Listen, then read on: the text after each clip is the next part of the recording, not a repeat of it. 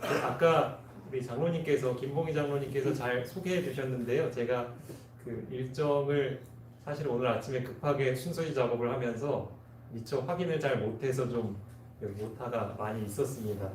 근데 그 중에서 또 하나 좀 수정을 해야 될 것 같아서요. 감사 찬양 예배가 22일로 지금 되어 있는데요. 이제 그 지구 일정과 겹치기 때문에 종전대로 이제 마지막 주 29일 금요일에 하는 것으로 이렇게 하도록 하겠습니다. 사고 없으시기 바랍니다. 예. 오늘 이제 저와 저희 처가 합창을 했는데요. 사실 어저께 하려고 했는데 시간이 많이 지나서 못했던 찬양을 오늘 하게 됐습니다. 아까도 몇 분이 말씀해 주셨지만 어제 감사 찬양 예배를 드리고 나서 제가 느낀 점이 있어요. 야, 이 예배를 안 했으면 큰일 날 뻔했다. 아, 정말로. 하고 싶은 얘기가 예, 제가 이제 예상하고 기대했던 것보다 훨씬 더 진솔하고 또 은혜로운 이야기들이 많이 나왔어요. 또 실제 삶 속에서 인도하신 하나님의 섭리들을 들으면서 물론 우리가 설교를 듣는 것도 참 깨달음이 있고 은혜가 있지만 우리가 삶 속에서 경험한 하나님을 이야기하는 것만큼 또 생생하고 우리 마음에 깊이 남는 건 없는 것 같아요. 그래서 바라옵기는 우리 금요일 날 참여 안 하신 분들은 잘 모르시잖아요, 그렇죠? 특별히 감사 찬양 예배에 많은 분들이 함께 참여하셔서 이 은혜를 나누셨으면 좋겠다는 생각을 말씀을 드립니다. 네, 오늘은 원수 갚는 것이 내게 있으니 라는 제목을 가지고 함께 말씀을 나누도록 하겠습니다. 그 성경에 보면 이제 제목에 나와 있는 것처럼 원수를 갚는 것을 너희가 하지 말고 나에게 맡기라 이렇게 말씀을 하고 계십니다. 여기에 어떠한 의미가 있는지 좀 오늘 살펴보도록 하겠습니다. 그 작은 세균들이나 바이러스 같은 것들은요, 그 성충이 되기 위해서는 반드시 숙주가 필요합니다. 그러니까 예를 들면 모기나 귀뚜라미와 같은 그 숙주가 되는 동물에 이 세균이나 바이러스가 들어가서 이제 자신들을 번식시키는 것이죠. 그래서 그러한 것들이 꽤 여러 종류가 있는데 그 중에 몇 가지를 좀 살펴보려고 합니다. 이 첫 번째로 란셋 흡충이라는 것이 있습니다. 이름이 좀 어렵죠. 근데 이 기생충은 개미를 감염시킨다고 합니다. 이 기생충에 감염된 개미는 다른 개미들은 밤에 잠을 자는데 갑자기 그 개미는 깨어나서 굴 밖을 걸어 나가 가장 신선한 풀잎을 찾습니다. 그리고 자기의 턱을 이용해서 그 풀잎을 꽉 물고 매달립니다. 해가 뜰 때까지 그런데요. 밤새. 왜 그럴까? 이 기생충의 최종 숙주가, 그러니까 목표지가 어디냐 하면 소나 양이에요. 근데 소나 양은 새벽에 일어나서 가장 신선한 풀을 뜯어 먹습니다. 아침에 이슬이 내렸을 때에 그 신선한 풀을 뜯어 먹어요. 그래서 이렇게 가장 높은 신선한 풀 위에 개미가 입을 물고 있으면 어떻게 될까요? 소가 먹겠죠. 그렇죠. 그 풀을 뜯어 먹는 소 안에 이 개미도 먹히는 거예요. 그리고 그 개미 안에 들어있는 이 란셋 흡충이라는 기생충도 먹히는 겁니다. 그러면 란셋 흡충은 최종 숙주인 소나 양에 들어가서 엄청난 번식을 하게 되는 것이죠. 그럼 만약에 안 먹는다? 그렇게 매달려 있었는데도 안 먹는다? 그러면은 다시 개미의 뇌를 풀어버리는 겁니다. 제정신으로 돌아오는 거예요. 그럼 개미는 매달려 있다가 내가 왜 여기 이러고 있지? 라고 하면서 원래대로 개미의 생활을 살아요. 그러다가 다시 밤이 되면 어떻게 하냐면 아까 얘기한 것처럼 다시 또 굴 속에서 기어 나와가지고 또 신선한 풀을 이렇게 물고 있는 그런 이상한 행동과 정상을 반복을 하는 겁니다. 그러니까 개미가 조종을 당하는 거예요. 두 번째로는 머메코네마 네오트로피쿰, 읽기도 어려운데 이름도 어려운 이 기생충은 개미의 엉덩이를 빨갛게 만든다고 합니다. 왜 그러냐면 이 남미 열대우림 지역에 아주 빨갛고 맛있는 레드베리라는 열매가 있어요. 그런데 새들이 이 레드베리라는 열매를 아주 좋아한다고 합니다. 그러면 새는 이 레드베리인 줄 알고 딱 왔는데 그리고 먹었는데 먹어보니까 실제로 뭐냐 하면 그게 개미 엉덩이에요. 그래서 그것으로 착각을 하고 개미가 많이 잡아먹히게 되는 것입니다. 그러니까 이 기생충이 정말 영리한 게 뭐냐면 이 개미 엉덩이를 빨갛게 만드는 것뿐만 아니라 이 사진에 보이실지 모르겠는데 엉덩이를 위로 어떻게 하고 있냐면 들고 있어요. 그러니까 개미는 원래 그냥 이렇게 있거든요. 근데 엉덩이를 들고 있는 거예요. 왜 그럴까요? 다 보이고. 네. 그러니까 새 눈에 잘 띄어서 잘 잡아먹히게 하려고 기생충이 그렇게 개미를 조종하는 겁니다.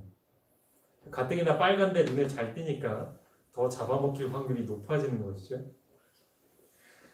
근데 이 기생충이 조금 더 큰 생물들을 조종하기도 합니다. 이 톡소플라즈마라는 기생충이 있는데 이것은 쥐의 뇌를 감염시켜서 고양이랑 싸우게 만듭니다. 여러분, 고양이와 쥐는 어떤 관계죠? 왼수 관계예요. 그러니까 고양이가 쥐를 잡아먹죠. 그렇죠? 근데 이 기생충에 감염이 되니까 제정신이 아닌 거예요. 조종을 받게 되니까 이제는 이 고양이에게 오히려 덤벼드는 거예요.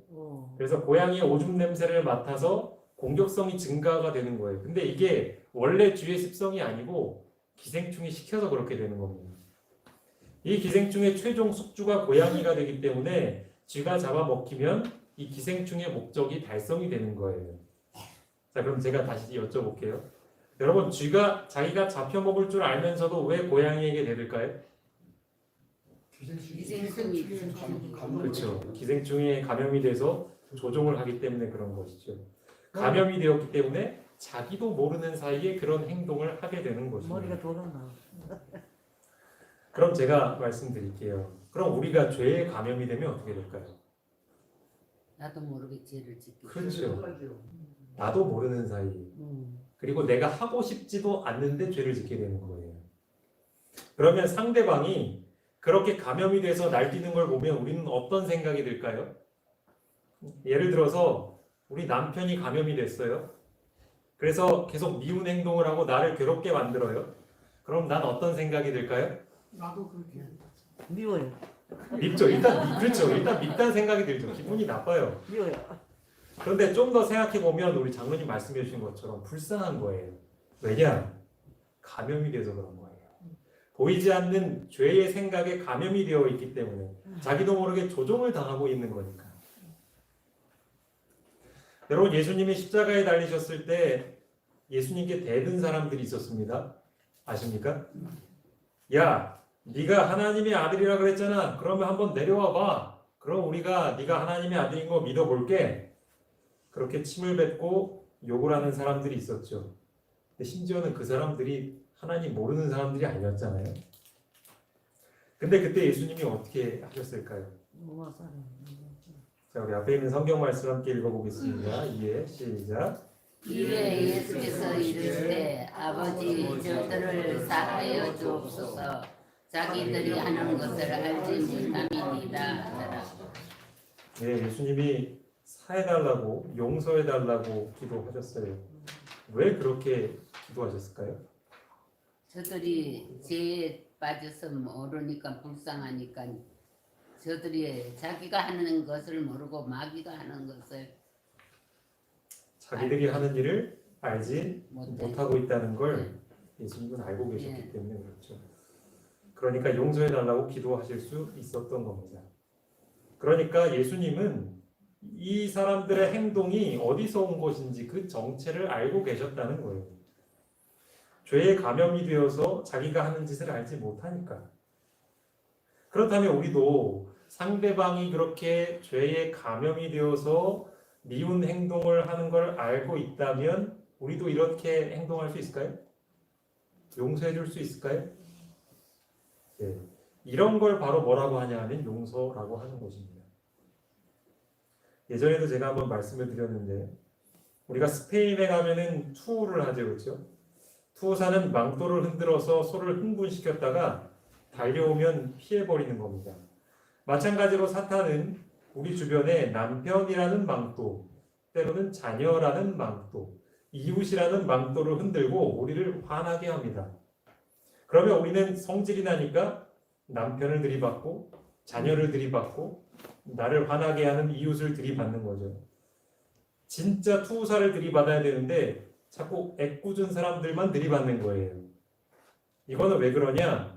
이 이치를 몰라서 그런 겁니다. 만약에 우리가 이 이치를 안다면 죄와 죄인을 구분을 하게 되는 거예요. 그러면 우리가 상대방을 용서하게 되는 것이죠. 우리가 사탄에게 속지 않으려면 어떻게 해야 하는가? 우리 여기 앞에 있는 말씀을 시원이가 한번 읽어볼까요? 너희가 무슨 일에든지 누구를 용서하면 나도 그리하고 내가 만일 용서한 일이 있으면 용서한 그것은 너희를 위하여 그리스도 앞에서 한 것이니 이는 우리로 사탄에게 속지 않게 하려 함이라. 우리는 그 계책을 알지 못한 바가 아니오라. 예, 이 말씀을 보니까 우리가 사탄에게 속지 않으려면 어떻게 해야 한대요? 그렇죠. 용서해야 하는 거죠. 용서한다라는 것은 무엇인가? 사탄의 계략을 알고 있다라는 뜻이에요.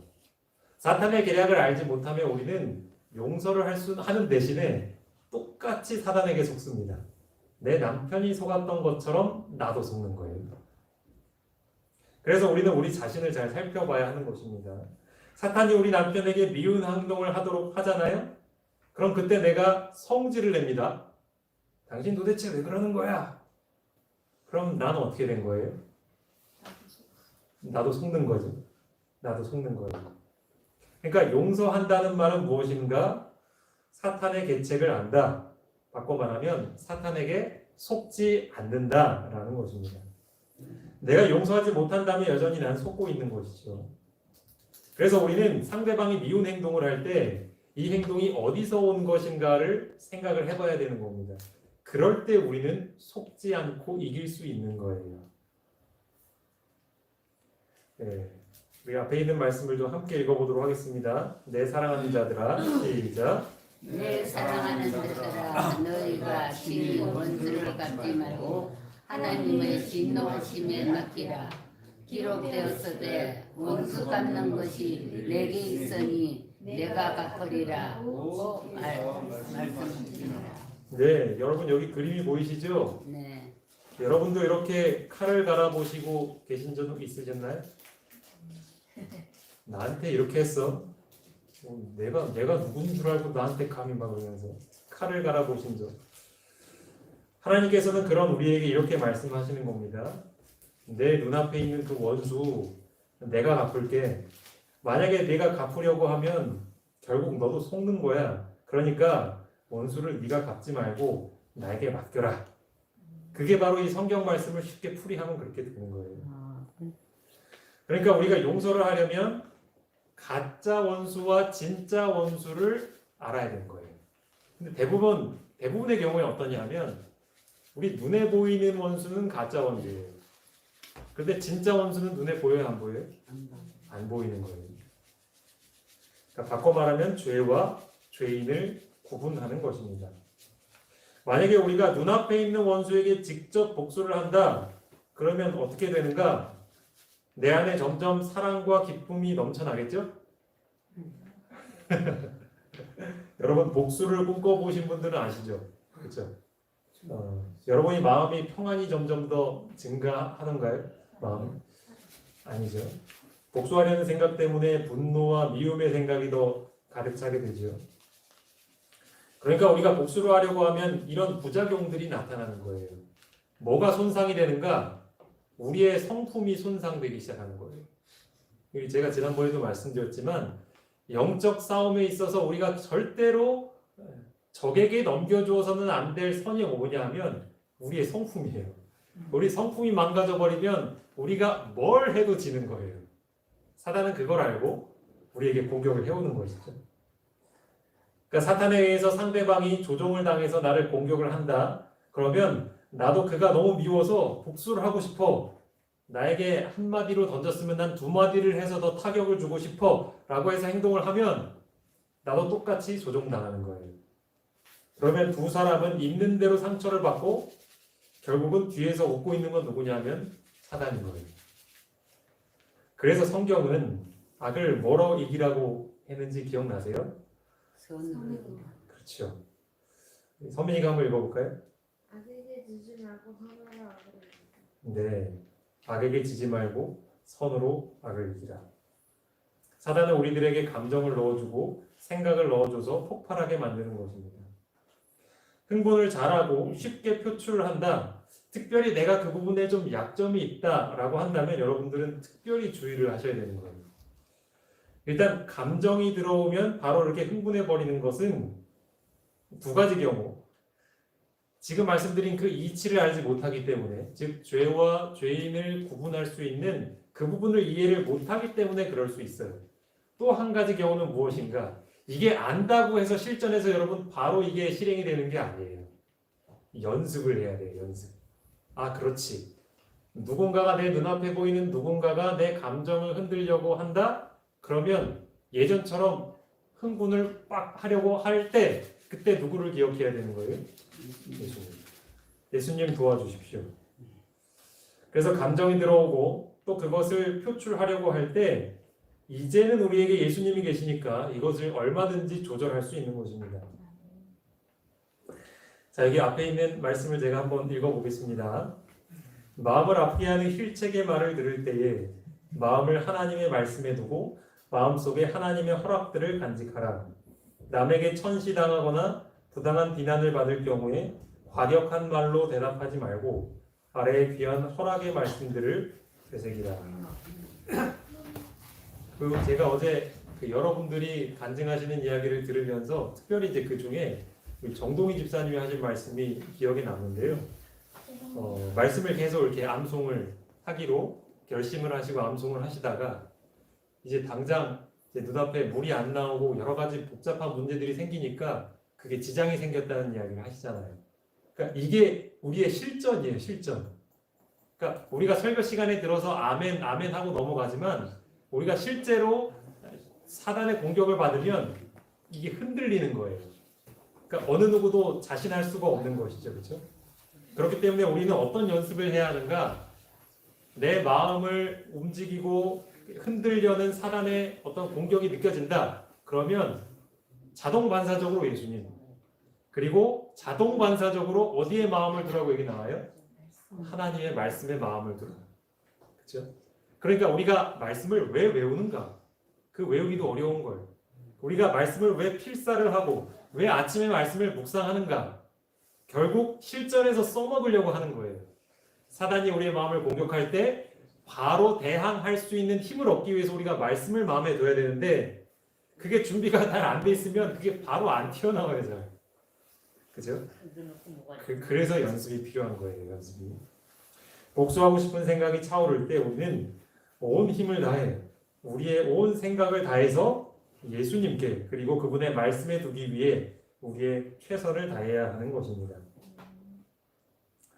혹시 이 가운데 당구 칠 줄 아는 분 계십니까? 저는 예전에 횡성교회에 있을 때 그때 이제 갑자기 교회에 당구대가 생겨가지고 포켓볼을 배워본 적은 있는데 당구는 잘 모르겠습니다. 근데 제가 이제 들은 얘기예요.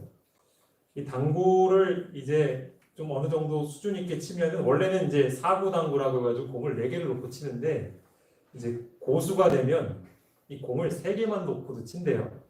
그래서 이제 한 공을 때려가지고 나머지 공 2개를 이렇게 맞추는 거예요. 그래야 이제 점수가 난다고 합니다. 그러니까 하나 가지고 이제 이 2개를 맞춰야 되는데 이제 맞출 때 그냥 직접 맞추는 게 아니고 이제 보시면은 이 탁구대에 이 모서리가 있잖아요. 모서리가 있고 이렇게 면이 있잖아요. 테두리. 그 테두리에 이렇게 탁탁탁 맞춰가지고 이 저 공 2개를 맞춰야 진짜 고수라고 해요. 하수들은 직접 맞추려고 애를 쓰는데 고수들은 그렇게 한다고 해요.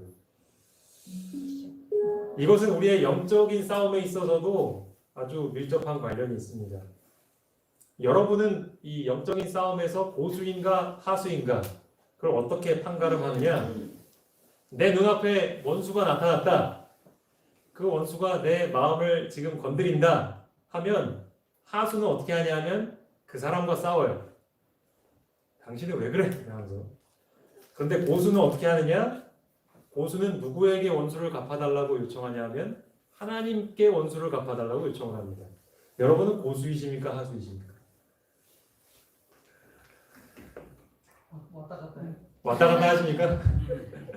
자, 이제 제가 방법을 가르쳐 드렸으니까 이제 여러분의 눈앞에 가짜 원수가 나타나서 사단에게 감염된 가짜 원수가 나타나서 여러분에게 공격을 당하거든 여러분은 고수처럼 하나님께 그 문제를 맡기시기 바랍니다. 하나님, 제 눈앞에 저 문제가 저를 괴롭히고 있는데 저 사람이 저를 괴롭히고 있는데 제가 저 사람과 싸우지 않도록 도와주십시오. 하나님께서 갚아주십시오 하고 마음속으로 하나님을 계속 붙드시기 바랍니다.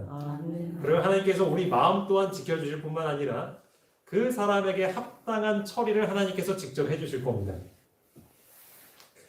우리 앞에 있는 말씀을 좀 함께 읽어보도록 하겠습니다. 우리가 세상에 시작. 우리가 세상에 사는 동안 우리는 반대의 세력을 만나게 될 것이다. 성질을 자극하여 화가 되게 하는 일이 있을 것이다. 그러나 이러한 때에 올바른 정신으로 대함으로써 그리스도의 특성이 나타나게 된다. 만일 그리스도께서 우리 안에 계시게 되면 우리는 짜증이 나고 화가 날 수밖에 없는 경우에도 인내하고 진전하고 오래 참게 될 것이다. 아멘. 여기서 중요한 건 뭐냐면요, 올바른 정신으로 대한다는 것입니다. 그러니까 100이면 100 어떤 사람에게 물어봐도 분노하고 화를 참지 못할 상황을 내가 만났을 때, 그럴 때에도 내 마음속에 여전히 올바른 정신이 있는 것, 그것이 바로 우리가 영적인 싸움에서 이기는 거예요. 근데 그 일이 우리의 힘으로 가능합니까? 아니요, 절대 가능하지 않습니다. 절대. 상대방에게 더 크게 복수하거나 논쟁해서 그냥 눌러주고 싶은 게 우리의 본능이잖아요, 그렇죠? 그리고 사람들은 그렇게 하고 나면 아, 속이 다 후련하다. 더 이상 난 날 안 건드리겠지, 그렇게 생각하잖아요. 근데 그거는 세상에서의 승리고요. 하나님 나라에 들어갈 사람들에게 있어서의 승리는 무엇인가? 그때에도 우리 안에서 하나님의 성품이 손상당하지 않는 게 중요한 거예요. 그런데 그러려면 우리 마음속에 누구를 모셔야 하는 거예요? 예수님을 모셔야 하는 거예요. 예수님을 붙들게 될 때 우리 안에 인내와 친절의 마음이 들어오게 되는 것입니다. 그래서 다시 한번 강조드리지만 여러분 복수하고 싶은 생각이 들 때 어떻게 해야 돼요? 누구를 바라봐야 될까요? 예수님을 바라봐야 되는 겁니다. 그게 정말 중요한 것입니다. 여러분 그 신문고라는 거 들어보셨나요? 네. 예전에 조선시대 때 억울함을 풀기 위해서 그 붙이도록 이렇게 마련해 두었던 커다란 북이 있었죠. 그래서 요즘도 이제 그것을 모방해서 국민 신문고 뭐 이런 표현들을 많이들 씁니다. 그에 관련된 영상을 좀 하나 보도록 하겠습니다.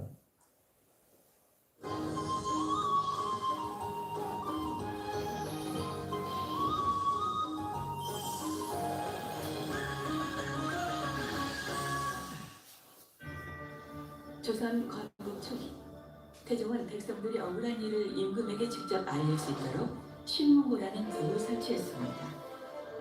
그러나 억울하면 취하던 이 북은 백성들에게 말 그대로 그림의 떡이었습니다.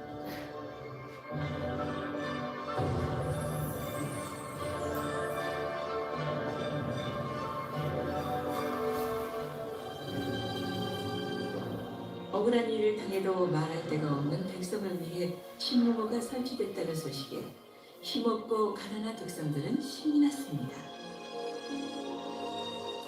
그래서 억울한 일을 당한 백성들은 신문고를 치기 위해 먼 길 마다않고 한양으로 갔습니다. 그런데 힘겹게 한양 의금부에 다다라 북을 치료하자 의금부 관리는 절차에 따르라며 되려 호통을 치는 게 아닙니까? 신문고를 치기 위한 절차란 첫째, 거주지 소재의 관찰사에 고하는 것이었고 여기서 일이 해결되지 않을 때 사원부에 다시 고발을 하고 그래도 해결되지 않으면 신문고를 치게 했으니 이런 절차를 제대로 밟을 줄 아는 백성이 얼마나 있었겠습니까?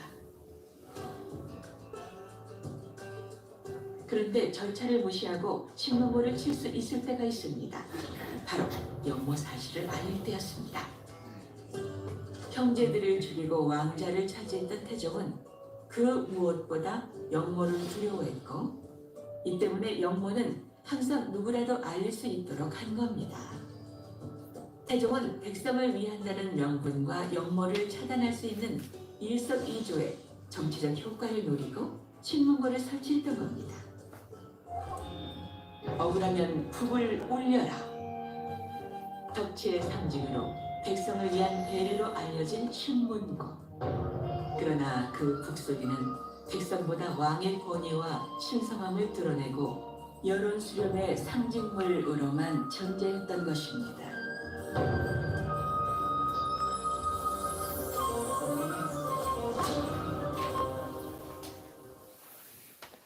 그러니까 저도 이걸 보면서 알게 됐어요. 야, 이게 참 왕이 자기 이름 높이려고 만들어 놓은 그냥 허울뿐인 거였다는 생각이 들어요. 그러니까 사람이란 게 그렇죠. 이걸 세워놓은 사람의 성품이 어떠냐에 따라서 우리가 이 신문고를 쓸 수 있느냐 없느냐도 그 결정이 되는 것 같아요. 아니 뭐 글도 모르는 뭐 절차도 모르는 백성들이 그걸 어떻게 활용을 했겠어요. 실제로는 활용이 잘 안 됐겠죠. 근데 또 왕에게 필요한 영모를 있어서는 바로 치라고 하니 너무 속이 보이는 거죠, 그렇죠? 하지만 여러분 하나님은 다르십니까? 그렇지 않아요. 하나님은 자신의 명예와 영광을 위해서 우리에게 고하라고 하시는 게 아니에요.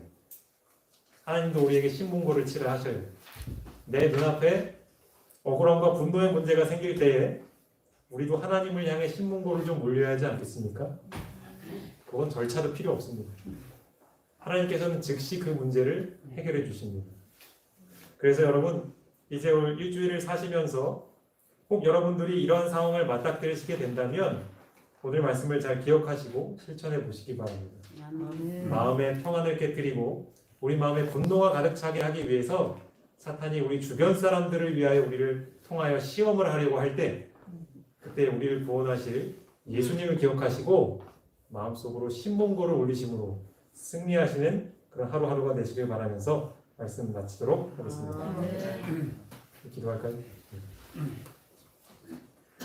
살아계신 아버지 하나님, 우리가 이 세상을 살다 보면 참 뜻하지 않게 사람들의 관계의 문제로 마음의 상처를 겪고 또 분노를 일으키고 그런 일들을 겪다 보면 또 사람들을 멀리하게 되는 일이 많이 있습니다. 그럴 때마다 예수님을 믿는다고 한 우리도 얼마나 많은 한계를 느끼고 참 괴로워했는지요. 하지만 이제 더 이상 낭망하지 않을 것은 주님께서 우리의 억울함을 갚아주시고 우리가 해결할 수 없는 그 원수를 갚아주신다고 약속해 주셨으니 감사드립니다. 이제 더 이상 우리가 사단에게 속지 않고 하나님의 능력을 의지하여서 우리를 괴롭히는 그 문제들, 사단이 사단에게 속아 우리를 괴롭히는 그 사람들을 기꺼이 용서할 수 있는 그런 놀라운 성품이 우리의 삶을 통하여 드러날 수 있도록 인도하여 주시옵소서. 이제 돌아온 일주일을 사는 동안 예수님의 이름을 기억하며 어떠한 상황 속에서도 우리의 구원자 되시는 주님을 의지하여 매일매일 승리하는 하루하루를 살 수 있도록 도와주시기를 예수님의 이름으로 기도합니다.